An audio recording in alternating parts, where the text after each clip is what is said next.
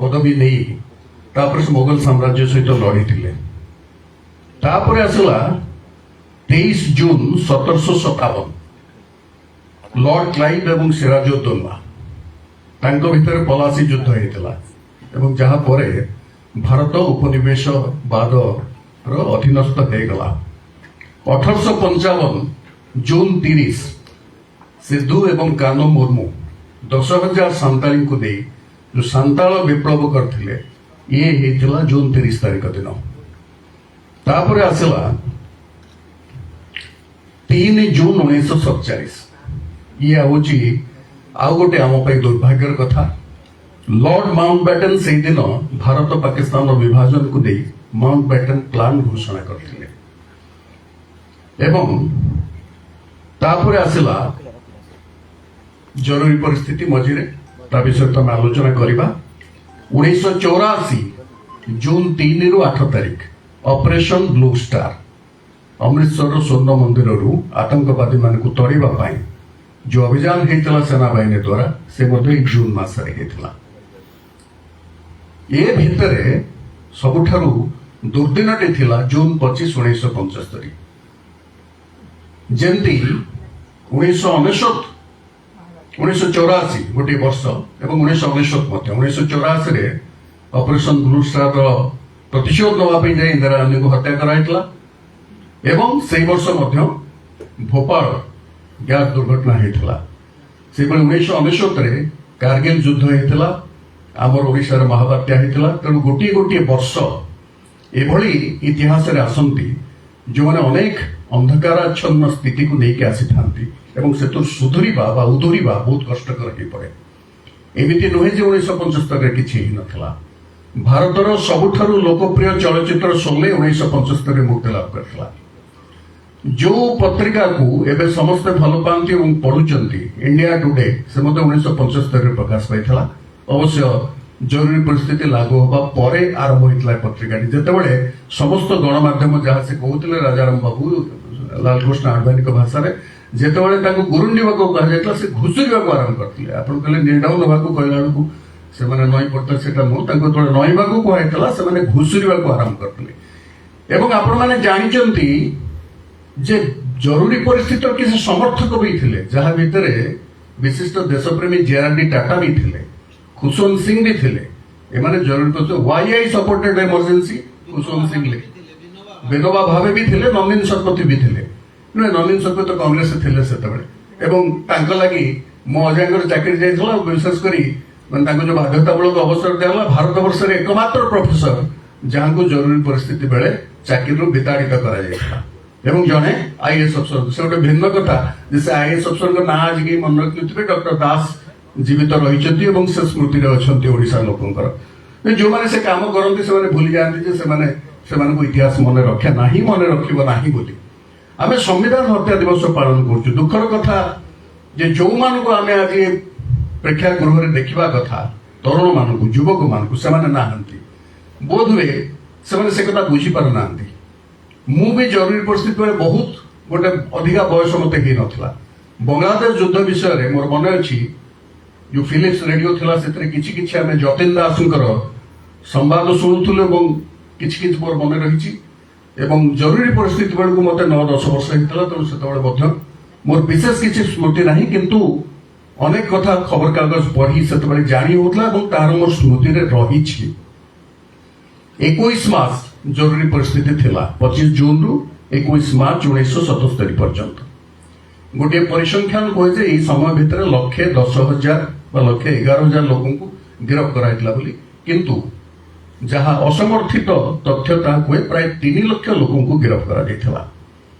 ସମ୍ବିଧାନର ଧାରା 352 ବିଷୟରେ କହୁଥିଲେ ମୋର 2 ପ୍ରଫେସର। ଆଭ୍ୟନ୍ତରୀଣ ଅସ୍ଥିରତା ବା ଇଣ୍ଟରନାଲ ଡିଷ୍ଟର୍ବାନ୍ସକୁ କାରଣ ଦେଖାଯାଇଥିଲା।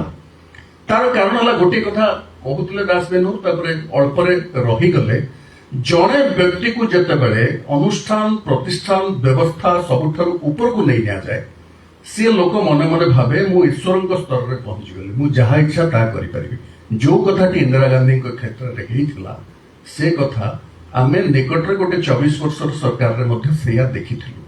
ଯେତେବେଳେ ଜଣେ ବ୍ୟକ୍ତି ନିଜକୁ ଭାବିବ ଯେ ମୁଁ ସବୁଠାରୁ ଅଧିକା ସମସ୍ତଙ୍କଠାରୁ ଉପରେ ସେତେବେଳେ ସେ କୌଣସି ନା କୌଣସି ସମୟ ତାର ଦୁର୍ଗ ଭୁଷୁଡ଼ି ପଡ଼ିବ ହିଁ ପଡ଼ିବ। ଇନ୍ଦିରା ଗାନ୍ଧୀଙ୍କର ଯୋଉ ସମୟ 1967 1971 ये समय किसी छोटिया समय नथिला ଏବଂ ए ସମୟରେ ସେ କହୁଥିଲେ accidental prime minister Manmohan Singh କୁହାଯାଏ, ତା ପୂର୍ବରୁ ଆକ୍ସିଡେଣ୍ଟାଲ ପ୍ରାଇମ ମିନିଷ୍ଟର ହେଉଛନ୍ତି ଇନ୍ଦିରା ଗାନ୍ଧୀ। ସେ ସମୟ ଭିତରେ ବ୍ୟାଙ୍କ ଜାତୀୟକରଣ ହେଲା, ରାଜା ରାଜୁଡାଙ୍କ ମାନଙ୍କର ଯୋଉ ଦିଆଯାଉଥିଲା ଭତ୍ତା ପ୍ରିଭି ପର୍ସ ତାକୁ ଉଚ୍ଛେଦ କରାଗଲା ଏବଂ ସେ 1969 କଂଗ୍ରେସର ବିଭାଜନ ହେଲା, ଯେତେ ବରିଷ୍ଠ ମାନେ ମୋରାରଜୀ ଦେଶାଇ ଇତ୍ୟାଦି ସେମାନେ ବାହାରି ଗଲେ। ତ ଯୋଉ କଂଗ୍ରେସକୁ से लीड कले 1971 गरीबी घटाओर स्लोगान देकरी से एभली लोकप्रियता पाइले जे 518 आसन में निर्वाचन हेतला से 352 आसन से जीति। निश्चित भाव में से जानिले जे कांग्रेस जो माने मते विरोध करथिले से माने बर्तमान अनावश्यक हो गले एवं मु बर्तमान प्रचंड शक्तिशाली हेले एवं तांकू इतिहास गोटे सुजोग देला। मार्च मास निर्वाचन होला, डिसेंबर मास बांग्लादेश युद्ध होला। 1971 जो युद्ध रे जेतबेले पाकिस्तान पूर्व पाकिस्तान पश्चिम पाकिस्तान विभाजित हो गला, भिन्न गोटे देश आत्मप्रकाश कला, सेतेबेले इंदिरा गांधी प्रकृत में दुर्गा हो गले। तांकू के कहला न कहला अलग कथा। देवकांत बरुआ तो कहते India is Indira, Indira is India. ये कथा कहबार अर्थ है स्थापकता एभली बढ़ी जाता हम भी जड़े जो एत क्षमताशाली जो आपंकर गोटे चित्र मन थी इंदिरा गांधी चौकी में बसी सबू जाक मंत्रिमंडल ठिया चारिपटे कई जड़े भी चौकी बस गोटे चौकी भी पड़ी ना से एकुटिया बसी से देखाए सी केते शक्तिशाली थे। फखरुद्दीन अली अहमद कथा कहवा आप तो कहले डोर मैट बोली मु भावे जे राष्ट्रपति पदवीर गारिमा जो क्षुण्ण होगा आरंभ कला तार प्रथम आरंभ होता फखरुद्दीन अली अहमद से व्यक्ति थे जो व्यक्ति सत्ता बोले किसी नथिला जहा फल अवश्य मृत्यु निश्चित भाव में बड़ माने दुस्समय से बड़ दुखरे घारी होकर जाइए ये समस्त जीवन में हुए किंतु से बुझी पार नथिले से कौन करने को जाऊँ जो संविधान को न बुझा कथा कहते हुए तो से बुझी पार नथिबे जे जरूरी परिस्थिति है कौन हो। तेणु ये जो शक्ति इंदिरा गांधी पाखक आसीथिला तांको विरोध करने को कहीं नथिले। आपण जो कथा कहते जयप्रकाश नारायण प्रकृत में गोटे रिटायर्ड लाइफ बा अवसर जीवन बंचुले जाकि गोटे तथ्य मुझे देवी आपण मान पाखे थी कि आपण मैंने अमर भाई अच्छा बोध जानी जनार्दन ठाकुर इमरजेंसी जब पढ़ी अच्छी उल्लेख अच्छी से जी प्रथम जयप्रकाश नारायण को कहले आपण आसतु जो भाई भाव में एकछत्रवाद बढ़ुची विरोध करने से होती विजु पट्टनायक।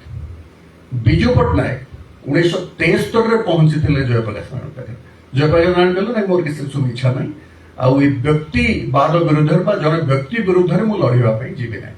तो विजु पट्टनायक निराश होकर फेरी आसी परवर्ती समय जो से देखिले जे एकछत्रवाद एभली बढ़ी बढ़ी चलुची सेतेबेले जयप्रकाश नारायण पुणी निजे आसिले जो कथाटी को विजु बाबू पूर्वानुमान करें जयप्रकाश नारायण परवर्ती समय कले। तार कारण कौन? कारण जी इंदिरा गांधी नौती ताठू अधिक होती गोटे असंवैधानिक व्यक्तित्व जी होती संजय गांधी। ईश्वर देले कौन खसी पड़ी से मरीगले प्लेन रु किंतु से एभली व्यभिचारी थिले जो कहते विद्याचरण शुक्ला विषय रातिर युवराज रातिर राजा ताठू अधिक थे संजय गांधी। रुक्साना सुल्ताना कथा आपने शुणुवे जहाँ झील अमृता से हिरोइन होते से विद्याचरण शुक्ल और परवर्ती समय जहाँ को ग्रहण कले भारतीय जनता पार्टी जगमोहन ये लोक मैंने कौन करते से समय केवल सिद्धार्थ शंकर राय नुहति एमाने जहाँ करते संजय गांधी जो पांचटी थिला कौन परिवार नियोजन वृक्षरोपण निरक्षरता दूरीकरण यौतुक प्रथा निषेध जाति प्रथार विरोध बहुत भल भल कथा 5 सूत्र इंदिरा गांधी 20 सूत्र संजय गांधी 5 सूत्र से 5 सूत्र किसी असुविधा नाला किंतु जो जोर जबरदस्ती करागला सौंदर्यकरण करने दिल्ली रे लक्ष लक्ष लोक बासच्युत करागला बुलडोजर चलई से कथा बिहार रे हला से कथा हरियाणा रे हला। नवीन शतपथी रेवेन्सा कॉलेज पाखे किसी अंचल से कार्य आरंभ करते तापर कौन है परिवार नियोजन ना जो मैंने अविवाहित जो मैंने वृद्ध समस्त को टाणी नहीं कि जबरदस्त ओडिया रे गोटे शब्द अच्छी खासु करागला बहु लोग प्राण त्याग भी कले एगुड़िक जो भाई भाव में संजय गांधी विरुद्ध लोक मत कला आपण बहुत सिनेमा उल्लेख रही से इंदिरा गांधी हाथ सब चली जाता इंदिरा गांधी को मानिबा अवस्था भी से नथिले से एते शक्तिशाली हो जाइतिले संजय गांधी राजीव तो सेतबे आसी नथिले राजीव तो पायलट थिले बुलथिले तो सेतबे को से राजनीति गोटे धार धारी नथिले से तेणु संजय गांधी जो भली भाव शक्तिशाली होते अनेक लोक कही पुपुल जयकर इत्यादि जो मैंने इंदिरा गांधी को बंधु थे बांधवी थे से कहते नियंत्रण कर नियंत्रण कर इंदिरा गांधी इंदिरा गांधी नियंत्रण संजय गांधी और नथिले तो संजय गांधी जो युवराज होते इंदिरा गांधी को अनपपुलार कर लोकप्रियता ह्रास सबुठ बड़ भूमिका थिला कनिष्ठ पुत्र संजय गांधी एवं लोकर जो मत जब इंदिरा गांधी को विरोध जाइला तार सबुठ अधिक श्रेय दुश्रेय जहाँ कहतु से सब जाए संजय गांधी तेणु ता भीतर से कले कौन न्यायपालिका को नियंत्रण कले जोटा संविधान संशोधन कथा कहते एवं 3 जन जज को सुपरसीड कर अन्य जन को चीफ जस्टिस करवा राजनैतिक अस्थिरता जो होता कारण दर्शाई से करते से जॉर्ज फर्नांडेज सबुठ बड़ भूमिका नहीं रेल आंदोलन करी बंद कर देथिले रेल चलाचल को एवं श्रमिक आंदोलन नेतृत्व नहीं ये बही जो कवर जो करने मत कहले मुझे ये चित्रटी सबुठ भल चित्र जरूरी परिस्थितिर कौ भाई हाथकड़ा पड़ी से बहुत दिन लुचिकी रही परवर्त समय जो धरा पड़े एमती बांधिक घोषाड़ी दि जाता जो जॉर्ज फर्नांडेज जन्मदिन कहले बहुत बड़ भूमिका जॉर्ज फर्नांडेज करथिला से जो भली पूरा देश रे आंदोलन को चलैथिले एवं जयप्रकाश नारायण को लोक संघर्ष समिति जोटा छात्र माने प्रकृत आरंभ करते नहीं एवं जो कहते जार मोर ए जो लेखाटी अच्छी तार भी से आज सिंहासन छोड़ो जनता आ रही है से दिल्ली रामलीला मैदान में जो मीटिंग होता से जून मसरे जहाँ परे यही सब कार्य आरंभ है दमन लीला आरंभ है 12 जून 1975 राजनारायण को जो निर्वाचन मकदमा होता इलाहाबाद हाईकोर्ट रायबरेली इंदिरा गांधी जीति से अभियोग थिला जे से प्रशासन दुरुपयोग कर जीति आम आज भावी कौन प्रधानमंत्री कौन मुख्यमंत्री कौन नेता विरोध में गोटे कौन हाईकोर्ट कि सुप्रीमकोर्ट निर्देश देदेव निर्वाचन असिद्ध होगा आम जो कहूचे समस्ते मुंड नुआई से नुह सबु समय किसी खराब लोक था कि भल लोक था तेणु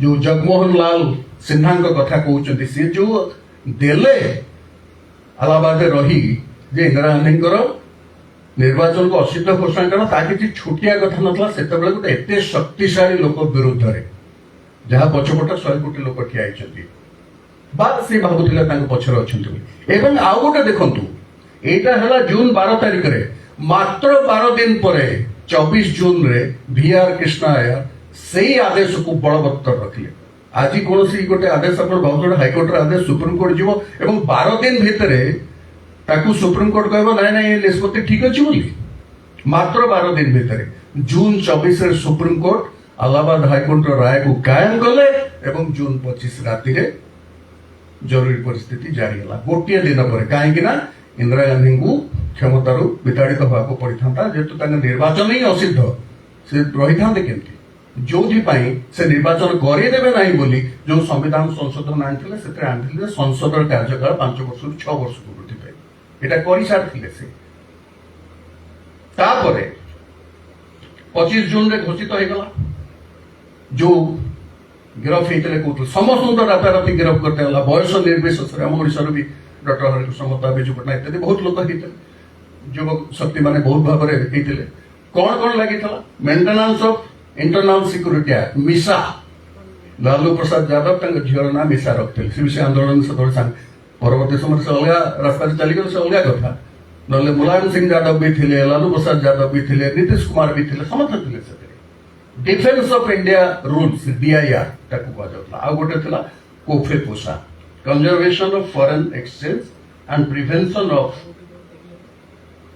स्मगलिंग एक्टिविटीज एक्ट ये 3टा एक्ट बल जो मान को गिरफ करा कौन कारण दर्शा जाऊना एवं जो करते से जोटा कहले राष्ट्रपति भाई प्रधानमंत्री ना मकदमा हो पार ना उपराष्ट्रपति विरुद्ध हो पारनी स्पीकर विरुद्ध हो पारनी से आउ गोटे जोटा कहते से जो जबलपुर ADM केस रे जे आपणकर कौन से मौलिक अधिकार रहिबो नहीं आपन को गिरफ्त करागला आपन ता विरुद्ध रे अदालत को जाई परिबे नहीं अदालत रे सुनानी हेई परिबो नहीं आपन को जामीन मिलिबो नहीं काहे की गिरफ्त करा जायछि से विषय रे सरकार कहवा पई बाध्य नहुंती सेहि पई वर्ष वर्ष दिन दिन धरी जेल रे रहिले जो माने गिरफ्त हेतिले मोर बंधु चंद्रशेखर अनेक साहित्य विषय रचना है परवर्ती समय जो अंधार जुगर कहानी कहते जोटा को जगदीश पाणी संपादना करते से गुड़े गप प्रकाश पाई प्रथम गप था डॉक्टर हरिकृष्ण मतांकर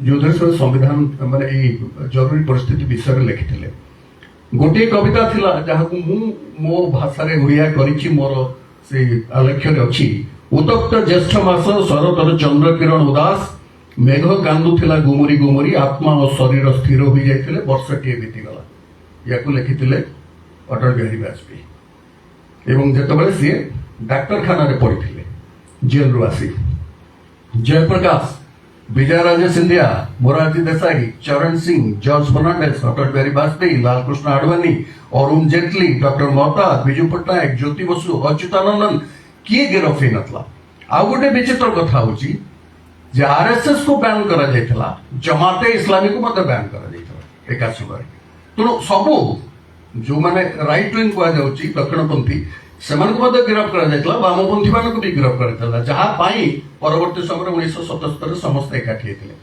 77 रो जो एक्सपेरिमेंट हेतिला सेटा काहे की विफल हैला से गोटे भिन्न कथा जो गांधी पुणी 1980 रे क्षमता को फेरिले एते अत्याचार करी मध्य अवश्य से संजय गांधी मृत्यु निकट ही मृत्यु होता बाध्यतामूलक जन्म नियंत्रण जोटा को संजय गांधी चलई दिल्ली उच्छेद कथा मुझे एक छत्रवाद और क्षमतार जिते केन्द्रीभूत हुए गोटे जगह एकत्रीकरण हुए से कौन हुए आजो कहली गोटे असंवैधानिक पदवी व्यक्ति विशेष जिते आसे जहाँ आम देखुलु 2024 रु 6 वर्ष पुराना समय जड़े व्यक्ति जे निर्वाचित नुहंती जहाँ भूमिका भिन्न से जो भाव में क्षमता को माड़ी बसक चेष्टा करते जहाँ करते विशेषकर स्थानीय लोक ओडिया मान विरुद्ध से जो भाव में पदक्षेप सब नौते जार परिणाम भोग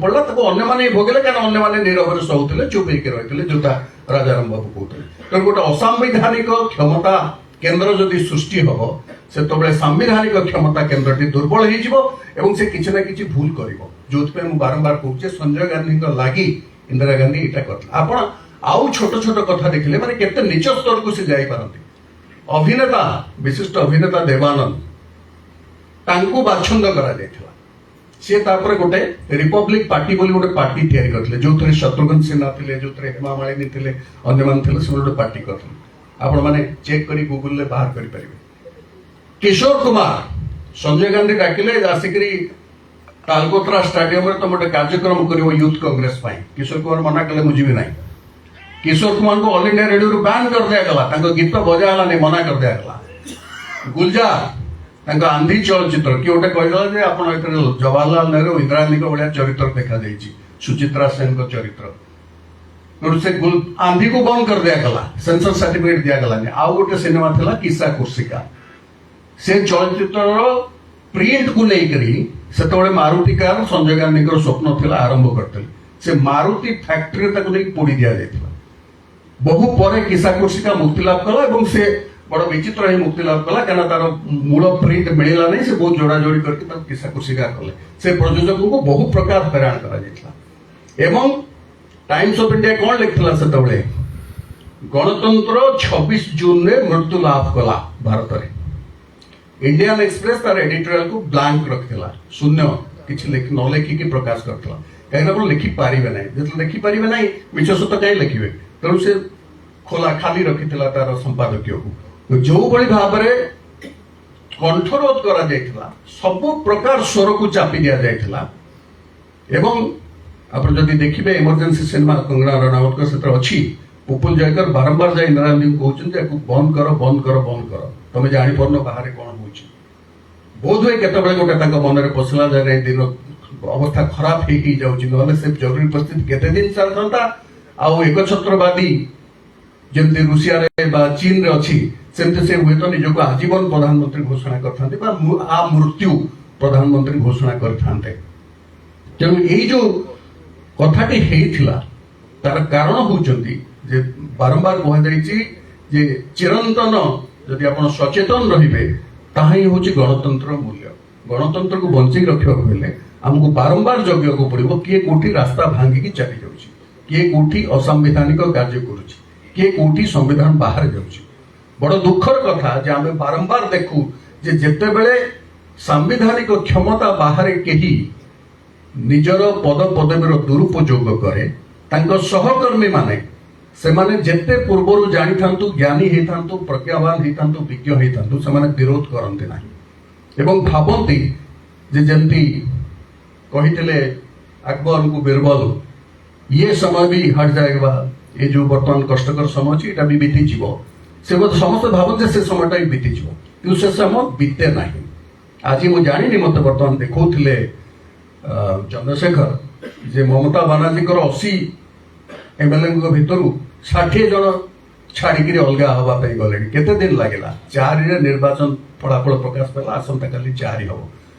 ଆପଣ ଯଦି ଜବରଦସ୍ତ କରି କାହାକୁ ରଖିବାକୁ ଚାହିଁବେ, କ୍ଷମତାଟା ଗୋଟେ ଅଠା, ସେ ଅଠା କିଛି ଦିନ ପାଇଁ ଆପଣଙ୍କୁ ଜାବୁଡି ଧରିବ। କ୍ଷମତା ଗଲା ପରେ ଆପଣଙ୍କ ସତ୍ୟ ପ୍ରକାଶ ପାଇଯିବ।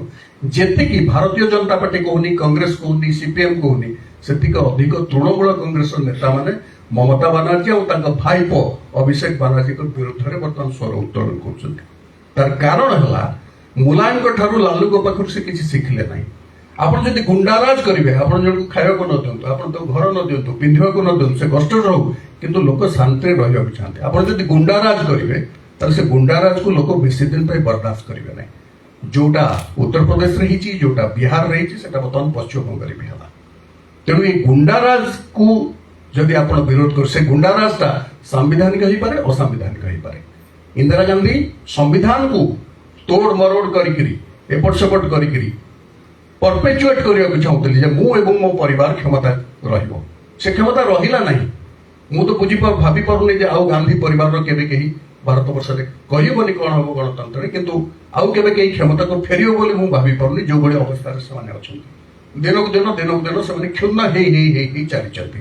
ଠିକ ସେଇଭଳି ମମତା ବାନାର୍ଜୀ ବି ଆଉ କେବେ, ଆପଣ ଲେଖି ରଖନ୍ତୁ, ଆଉ କେବେ କ୍ଷମତାକୁ ଫେରିବେ ନାହିଁ। ଲାଲୁ ଯାଦବଙ୍କ ପୁଅ ଯେତେ ଚେଷ୍ଟା କଲେ ବି ସେ ଫେରି ପାରୁନାହିଁ। କାହିଁକି ନା ଲୋକ ତାକୁ ସହିବେ ନାହିଁ। ଆପଣ କଣ କରୁଥିଲେ ତୃଣମୂଳ ବାଲା?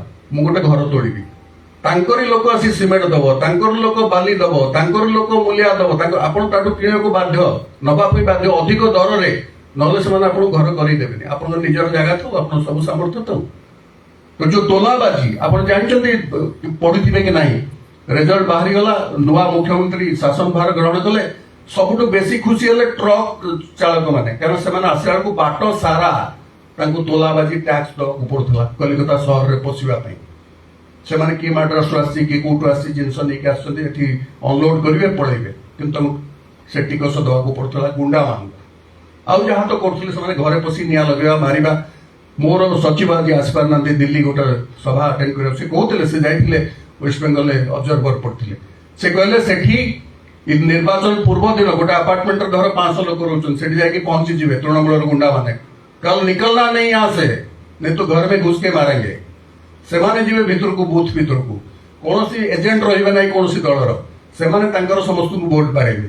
ଏତେ ସତର୍କତା ଭିତରେ ବି ଫାଲ୍ଟା ଆସନରେ କଣ ହଉଥିଲା, ଝରକା ପାଖରେ ମେସିନ ଥୁଆ ହେଇଥିଲା ଯୋଉଟା ସିକ୍ରେଟ ହବା କଥା, ଏବଂ ସେମାନେ ଦେଖୁଥିଲେ କିଏ ଯାଉଛି କାହାକୁ ବାଡଉଛି। ସେମିତି କାଉଣ୍ଟିଂ ବେଳେ ମୁଁ ତ ଏବେ ତାମିଲନାଡୁରେ କାଉଣ୍ଟିଂ ଅବଜର୍ଭର ପଢିଥିଲି, ଯାଇଥିଲି 1ରୁ 6 ଯାଏଁ ସେଠି ଥିଲି। ମୁଁ କାଉଣ୍ଟିଂ ଟାକୁ ଭଲ ଭାବରେ ଦେଖୁଥିଲି। ମେସିନରେ ଆସିବ ଅମରବାବୁ ପାଇଛନ୍ତି 200, ମୁଁ ପାଇଛି 50, ସେ ପାଇଛନ୍ତି 30। ଯେହେତୁ କୌଣସି କାଉଣ୍ଟିଂ ଏଜେଣ୍ଟ ନଥିବେ ସେ ବଦଳେଇ ଦେବେ। ମୋର ହେଇଯିବ 200, ଅମରବାବୁଙ୍କର ହେଇଯିବ 30, ତାର ହେଇଯିବ 50, ଏବଂ ସେଇଟାକୁ ସେମାନେ ଟିପିକିରି ତାଙ୍କର ଲୋକ ଥିବେ, ତାଙ୍କ ରାଜ୍ୟର। ଏଥର କେନ୍ଦ୍ର ସରକାର କଣ ମାନେ ନିର୍ବାଚନ କମିଶନ କଣ କଲା, କେନ୍ଦ୍ର ସରକାରୀ କର୍ମଚାରୀ ମାନଙ୍କୁ ଲଗେଇଲା ଦାୟିତ୍ୱରେ କାଉଣ୍ଟିଂ ବେଳେ, ଯୋଉଥିପାଇଁ ତାଙ୍କର ପ୍ରତିବାଦ ହେଲା ଯେ ଆମର ଲୋକ ରହିବେ। ତାଙ୍କ ଲୋକ ସମସ୍ତେ ତୃଣମୂଳ ରହୁଛନ୍ତି କର୍ମୀ। ତେଣୁ ସେଠି ବି ସେଇଆ ହଉଥିଲା, ସମ୍ବିଧାନର ଦୁରୁପଯୋଗ ସମ୍ବିଧାନ ନାଁରେ ଚାଲିଥିଲା। ଦୁଃଖର କଥା ଯେ କିଛି ଲୋକ କୁହନ୍ତି ନାଇଁ ଆମେ ସମ୍ବିଧାନ ସୁରକ୍ଷା କରିଚାଲିଛୁ। ସମ୍ବିଧାନ ସୁରକ୍ଷା ଏଟା କେମିତି ହେଲା? ଜଣକୁ